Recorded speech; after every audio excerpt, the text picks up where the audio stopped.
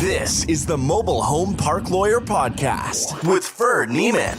If you're looking to generate wealth and passive income in the lucrative world of mobile home parks, you're in the right place. You'll discover solutions to the common legal and operational pitfalls and how to optimize parks to maximize income.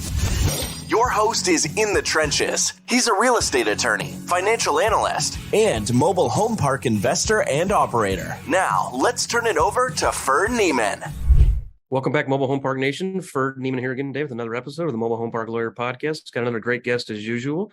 This guest is going to help you fill your park with newer, better homes. He can work with you as the park owner, or he can work with your residents directly. He's based out of California, does a lot of work out there. His company is called Franco's Mobile Homes. And please let me welcome my guest, Franco Perez. Franco, thanks for coming on, man. Thanks for having me. Really appreciate it. Yeah, well, good to see you again. And I know you a little bit, but for the audience that doesn't, maybe tell us your background. I know you got a kind of a following online as well, and really big at upgrading communities. So give us a little more about how you got in the space and what you guys do for a living. Yeah, I guess how I got into the space is an interesting story. But I came from a immigrant family, and what do you call it? I was renting for a while. I had this weird family situation where my parents split and I had to support my younger sister and my mom. And it was the hardest time of my life. And I ended up getting into real estate. And I remember the times where I was just trying to get out of that rat race. I was putting money together just to pay rent every single month. And I didn't understand why it was so difficult. I felt like we were good people and we didn't have any opportunities for ownership. Ended up doing well in real estate. I ended up disliking it because I really wanted to focus on helping people that were in my shoes when I was going through that pain. And come to find out, mobile homes was a perfect place for that. And got addicted to working with mobile homes. We're actually working directly with residents. I feel people don't really understand how valuable these mobile home parks are and how much help it is for the middle class to be able to get a step ahead. So we really built a business that's focused on benefiting a lot of these working class families like teachers, nurses in different areas to get opportunities for ownership. So we went there, started working with clients, helping them buy mobile homes, and then we got into replacing their old mobile homes with new ones. And that's really been our focus, is beautifying both the parks and also beautifying these residents' personal homes as well, replacing these old single wides with 1,500 square foot, 3-bedroom, 2-bath, beautiful mobile homes. And we really push the limits of how beautiful we can make them too. So, but yeah, it's what I love doing now. Right. So sometimes you work directly with the resident, right? You'll go to the residents or educate them that, hey, you can buy a bigger, better house. We can help you do it. We can deliver it. We can source it, all that stuff, right? Exactly that. Yeah. And a lot of times what you'll find is what they'll spend is actually less than the amount that they'll gain in value, in their future value of selling their home too, which is the beautiful thing. And what do you do with the older homes? Do you guys demolish them, or do you send them to sell them? Do they move them somewhere else? How's that work out? It is a case-by-case scenario. Some of these very older ones, like in the 60s, we have to demolish them. If we can find someone that will take them, then we'll donate it to them that way. But usually there's not a lot of value that we can pull from the old unit. And the value itself is really in the location and the spot that it's in as well. So right. The old home, there's really not a lot we can do with it. But anytime that we can, we'll just give it to a farmer or that sort of thing so they can make value of it. Got it. I'm interested to hear how rent control is impacting that and the pros and cons of that in your business in California, because I toured several parks with a large owner in California. And what they were doing is they would help people get a new home. But part of their motivation was, in this particular municipality, if you pulled the home out, rent control kind of died with it on that particular lot. They'd bring a new home in, and they were just giving these homes away to some transporter to take them across the border into Mexico and repurpose these older homes. But then they'd have lot rent was $400. They'd bring a new home in at $800, but then the resident was happy because they'd lock in that $800 plus, de minimis COLA increases, and then they'd have a nicer, newer home, better for the resident, but nicer, more stable home at a higher lot rent for the park owner. So is that how some of yours work, or are you in some of the communities where if they can replace the home and keep the same lot rent that was there on the older home? Every municipality is different. So like in San Jose, they have a rent control for anyone that is going to be replacing their old one to a new one. The rent actually stays the same. However, in outside areas like Concord and that sort of thing, it's a bit different. Like if they upgrade, the parks themselves have the right to raise the rent to market and that sort of thing. And then if it's like a park when we work with parks to replace their old ones with new ones, then that rent control is no longer, like you said, it's no longer part of that space itself, because it's either a dealership or the park taking over the space. Then they have the right to raise the rent as much as they can to put a newer home in there as well. And it gives them both values through getting more cash flow and a nicer home in the park, which essentially makes their park more valuable as well too. Sure. So in general, are the park owners receptive to this of you guys coming in, or hostile, or don't even know, or don't even care, or some combination? Well, I think it depends who we're working with. So every park owner, we work directly with the residents themselves, and then we also work with park owners that want to beautify their parks. So usually have like 7 to 15 homes that need to be replaced. So in many cases, we'll help handle the eviction side if they have issues of that. And how do we turn these homes into a win-win for both cases, for the residents, and then also a win for the park, because they're going to have the opportunity to put a new home in there.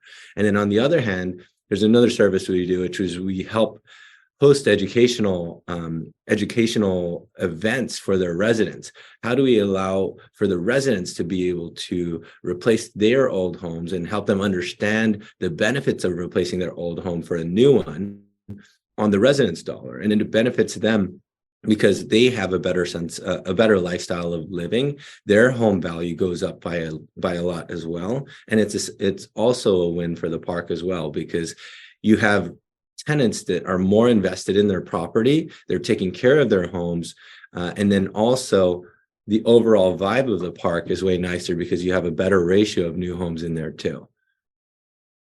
Got it. Do you have many challenges with fitting the new home on the older lots? I feel like a lot of older parks, that's a challenge with setback laws, and depending on the grandfathered rights you do or do not have. And just practically, even I've seen some parks where even if the zoning is favorable and you can bring in a home of any size you want, if the lot's only 48 feet long, you can only got 48 feet long. Yeah. Is that a problem you have to navigate as well? It is. It's a problem all the time, but we've created systems around it. We have different builders that can do customizations of different sizes. We always consistently make different modifications to these homes as well. For example, we have these carport steps that actually go into the home to allow more space on the carport side, which allows us to essentially create more square footage per home. In many of these cases are in metro areas where square footage is a very important thing. So we always try to maximize the square foot of the interior of the home so that the value of the home ends up being as high as possible. With that being said, each builder has its own different customizational limits. And with that, we know how to build the most value for the lowest amount of cost and make it a win-win for all, for both parties. So, but it's all trial and error. We have clients that want very high-end homes. Like we've built a few homes in Agora or Malibu area where they want really high-end homes. And if you've seen our YouTube stuff, you can see 12-foot high ceilings and really pushing those limits of how beautiful these homes could be too. And then you have the very affordable homes. How can we get just an affordable home? We're on that edge of remodeling our old home, but we really don't want to because we're stuck with all the old piping, a lot of issues that can come up later, bad roofs and that sort of thing. How do we help them make that leap to instead going into a newer home? And with those, it's usually the more affordable ones, which the higher level of standards really make a difference. And you have a new home with a warranty. You can really feel more comfortable, better insulation, save on energy costs, and you'll be able to finance those as well direct to the consumer. And the consumer has a higher resale value when they sell it later. And then also the park doesn't have to be involved during that. I don't know what kind of price do these I'm curious, the high end homes in Malibu, what kind of price do those bring? Because I'm here in the Midwest, and I saw mobile homes for 30,000, sometimes 50 or 60, but my guess is you're well over 100. Well, so with this, it's always contextual to your area. It's just like real estate. You can see $300,000 homes in real estate, and you also see $2 million homes, right? So, but in San Jose area, for perspective, renting an apartment is about $3,000 a month. Owning a single family home, median price is $1.7 million. So the new homes are typically on average about $400,000. That's in a park with about $1,000 space rent. That's San Jose, which is in Northern California. Now, if we're talking Malibu, Agora Hills, these very high-end areas, we built a home and that one went for $1.2 million. Oh, wow. That's in a mobile park, which is kind of insane, right? Wow. So, and then we also go to other outside areas as well. There's homes and parks that we sell for 140. That's probably the lowest new homes that we work with. But, we're expanding to outside areas as well and working on dropping those prices too. So, but it's all in context to your location. If you live in an area where people are willing to pay more on rent, if you live in an area where it's very difficult to own single family homes, these are markets where these mobile home parks, the nature of it is really, they're used to these high price points, and they're used to it because they know that the alternative, people don't actually want to pay. There's a lot of people that don't want to pay this rent forever. And if they understand the model, that if I can use that same amount I'm paying monthly instead towards a mobile home that's brand new, that's actually mine, that I have my own privacy, my own carport with parking, then I'm going to go that route, because at the end of 5 years of making those payments, I actually own an asset that I can resell later. Versus if I rented for 5 years, guess what? You're already in the red. You don't have any value you can get back that you can sell later, right? Sure. Yeah. And part of that value, I believe, is created because of the rent control in place. Is that correct? It is. Yes. Yeah. So, that's been one of as a park owner, I'm not a big fan of rent control, but I mean, that's it's like the theory of rent control is supposed to keep rent affordable, but it's basically, in some respects, taking the valuation of the real property and it's shifting it to the homeowner at the expense of the landowner. And maybe that's equitable in some sense, but it feels like taking some of the free market out of it. But I also know that we need affordable housing everywhere, and the quote affordable in San Jose is different, than it is in other places. Like, you can't find 250 space rent, right? So there needs to be some way to still provide housing for folks. And there's always two sides to things, and every area has its own different reasons of why they have it or why they don't. Excuse me. But yeah, I mean, in different parks, you'll find there are pros and cons to it. I have a lot of friends that do mobile homes park ownerships too, but that's why there's still these big entities that are buying mobile home parks that are in rent control areas, because there's other ways of value that they can create that return as well, right? So whether it's through appreciation and that sort of thing. But yeah, I think one thing I wanted to discuss too is a lot of these myths around these mobile home parks and why it's often misunderstood. Because one thing that I love that you're doing is you're helping people understand how these mobile home parks work. But I think the media really portrays these parks as very ugly places. But if you actually go into a lot of these parks, you'll come to find out that, man, some of these parks are like resorts. They're like retirement communities, and you have private swimming pools, beautiful greenery, and it's really a quite nice lifestyle. And I think that's where we really have to work together, whether it's the residents themselves or the park owners themselves as well, is how do we really broadcast our product to be seen as a great place to live and a great asset as well, because we're often fighting some of these entities that are trying to close down these parks. But in the reality, we're all on the same side here, trying to protect keeping these parks and making it more understood as well. So Yeah, do you certainly. ever face these bad myths on your end?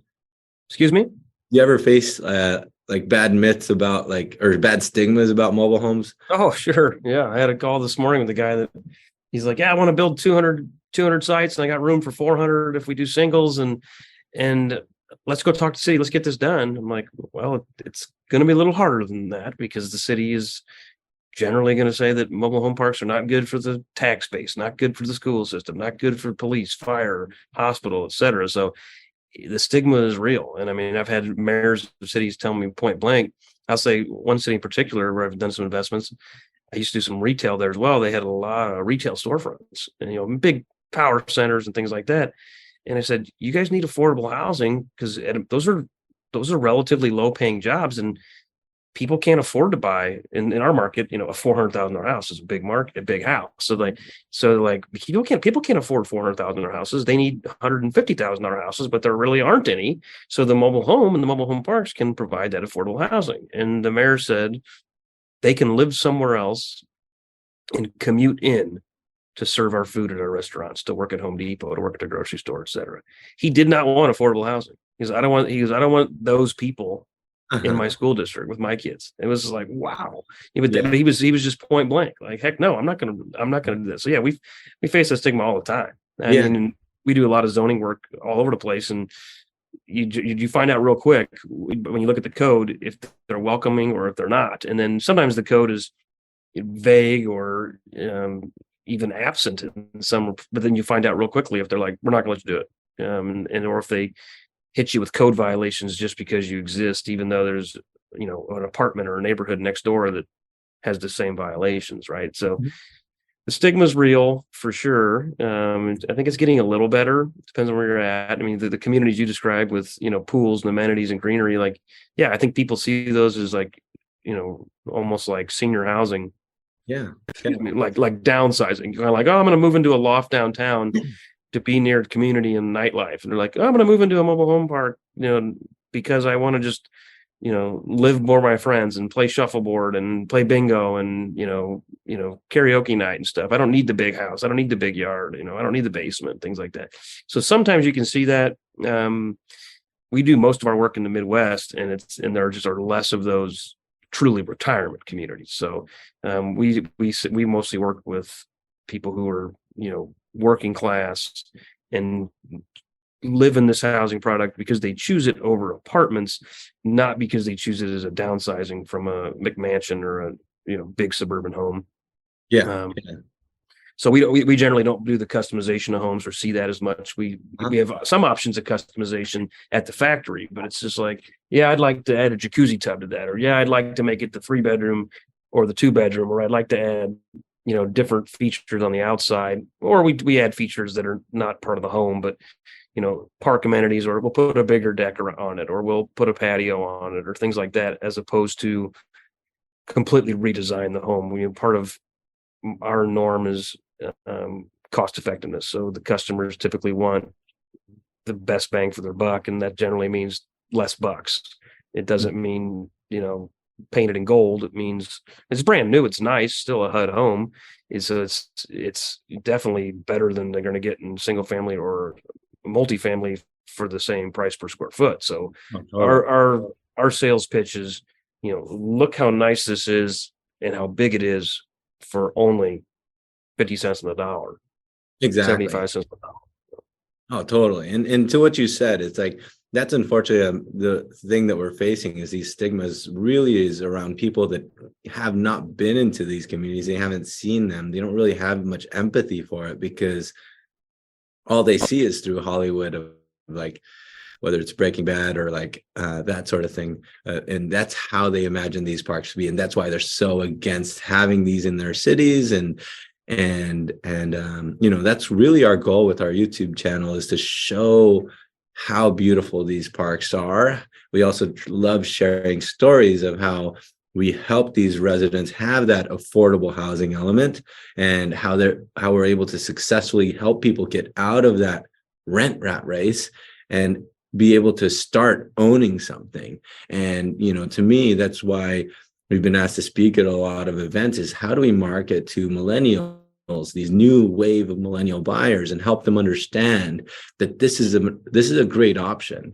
This is a very valuable option for them to think of as an alternative to these rental apartments, because most people just think it's I'm either going to rent or I'm going to buy a single family home, and they don't see that there's an option in between that might be actually way better than both in many cases, and we're often overlooked, unfortunately, but it's really our goal to gather people like you and people in our community to help build an organization that makes our industry look good and seen for what it is, and the value that it brings to our economy and that sort of thing too.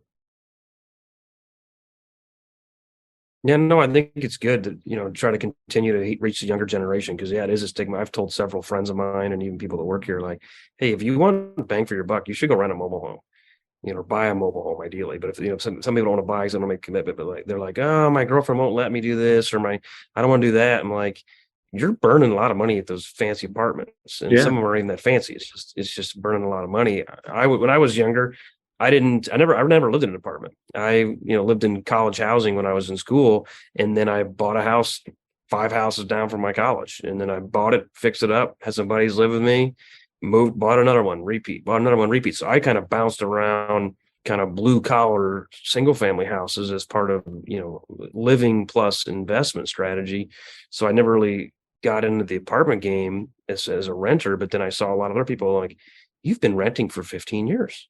Like, do you realize how much money you've spent renting? They're like, yeah, but I get to move to a new cool place every 2 years. And it's like, yeah, but you're paying that for somebody else, right? So, yeah, I think that is one of the beauties of the mobile home parks or manufactured housing communities, is you can pitch people on and provide, the American dream of home ownership, right? Is like, Exactly. and in particular, you can get into some of the mobile homes with lower credit and or lower down. So it's like, this really wasn't a realistic dream in their mind. They're like, yeah, I can never do that. Who can save up that kind of money? So with some of the financing programs out there now, you can get in for, $1,000, $2,000, $5,000 and get access to the path to home ownership. Obviously, you still have the lot rent, so it's not 100%, but it's not 100%, and in a lot of anywhere, because you got property taxes, right? So it's like you got to pay something. Obviously, lot rent is more than in my neighborhood. We have HOA dues, so you got to pay. If you pay your house off, you still got to pay the government, and you still got to pay the HOA, or they're going to take your house. So you still have some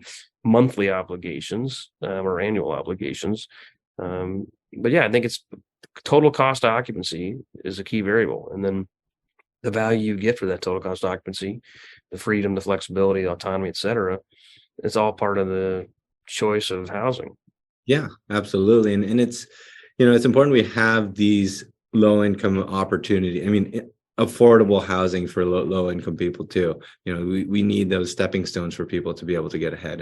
And I think people need to, whether it's a park owner or whether it's us as well, we have to be able to express and educate the world of how valuable these are. And you I'm sure you already see it, but I feel like mobile home parks haven't gotten a lot of attention or change in the last 10 years or so. But if you look at the last year, these are starting to become a hot topic for a lot of these, whether it's REITs or these funds that are just taking up these parks. And if they're seeing value, we should see it as businesses as well, right?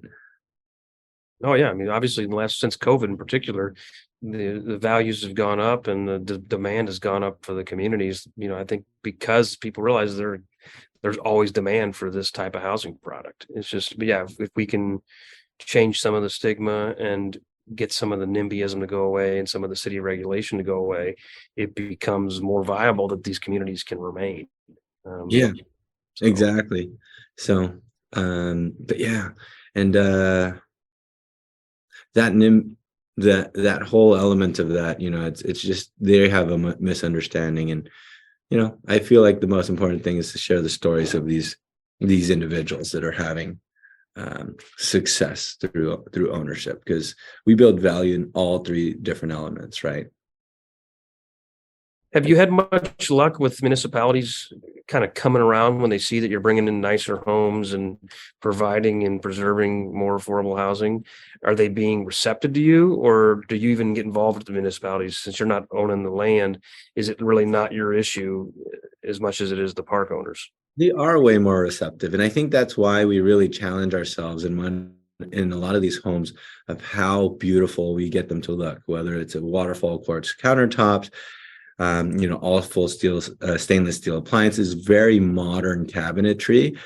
That is really what brings in the attention, and I'm able to get these people into the door and like, hey, I need you to witness this and see that this is an affordable option, right? How do we get this in an area?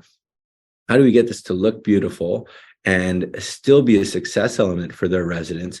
These municipalities have their needs of having affordable housing. So how do we make them the hero by being able to help us have these parks protected and have these parks more understood of how they bring value to the municipality itself, right? So we often have we often have them come visit these communities. I give them tours of these communities, and even like these mayors of these cities have never driven through it, and I'm just shocked. I'm like, you've always had this stigma about it, but you've never taken a chance to drive through it. They're like, I'm busy, this and that, but once they drive through it, they're always shocked. They're like, wow, this is a mobile home park. Like, I could see my kids living here, and that sort of thing. But of course, it's different to every area. It's different to every park. But once they actually go into these parks, you'll find that they start to understand why these are important. And you start to talk to these residents. You start to listen to these residents' stories. Then they start to realize how valuable this is and how we could really make a difference and impact for a lot of these very important working class people to have a home in a metro area or in an expensive area that were originally not able to chase that American dream of home ownership. There's a lot of people that feel like that dream of home ownership is completely dead. Whereas like if you're renting and consistently renting like your friend for 15 years, it's very tough to save up a down payment and eventually think you're going to buy a single family home.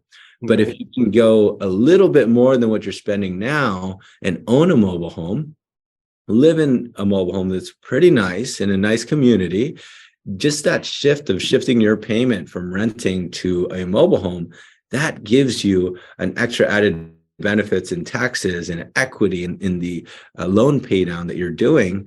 And 5-10 years later, you actually have something that you can sell and use as a down payment to then purchase single family homes, right?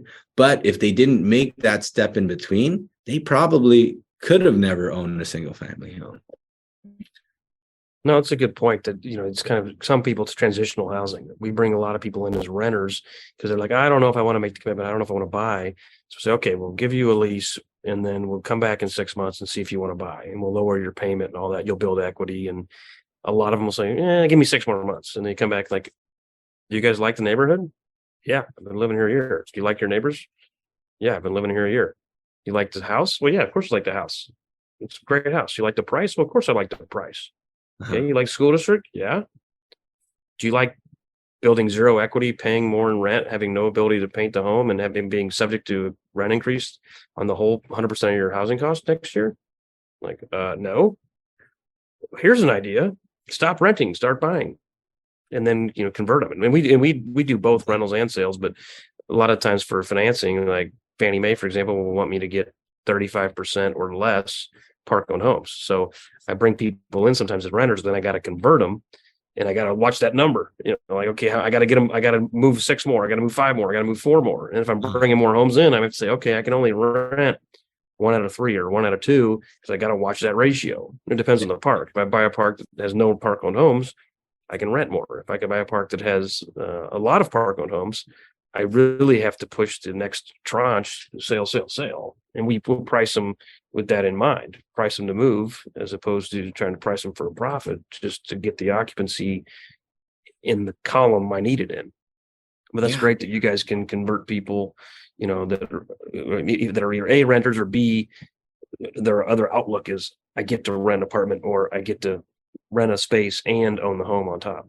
Exactly, because the truth is that they're not really taught a lot of these pros and cons and actually how cash flow works. Unfortunately, they're so focused on their career, and if they're not, a lot of the wealthy understand how assets work, where my cash flow is going, where is it going towards an asset and that sort of thing. But a lot of these teachers or middle-class people, that unfortunately they're not taught a lot of these values and why it should be different. And that's really our focus of our channel, is to educate people like, hey, why would you spend $3,000 a month on rent continuously when you can spend $3,000 a month, $1,000 on space rent? Yes, but $2,000 of that is going towards an asset that you own, and just making that shift of payment, and your home might actually be bigger and better. Just making that shift, you're actually going to end up with a higher success rate and a higher options later down the line, right? So that's what I love about mobile homes. That's why I love it so much. It's so misunderstood, and the people that are able to really see the value of it are the ones that are going to reap the benefits, right? And that's kind of the key thing here, is they are misunderstood, and how do we help people know more about this so that they can have an option to be able to grow. Good stuff, Franco.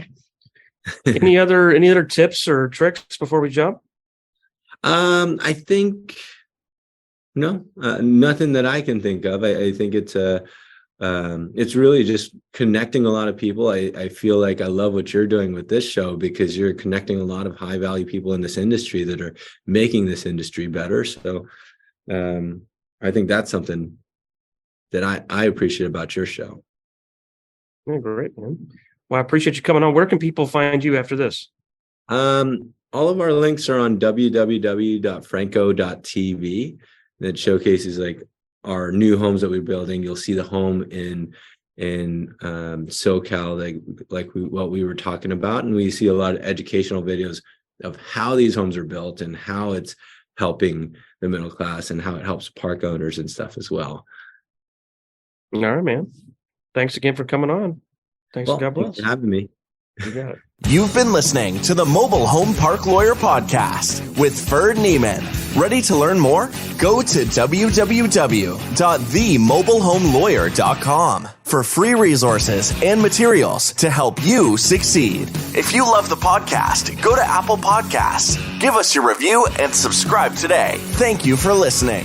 Neither the Supreme Court of Missouri nor the Missouri Bar reviews nor approves certifying organizations or specialist designations. The choice of a lawyer is an important decision and should not be based solely upon advertisements.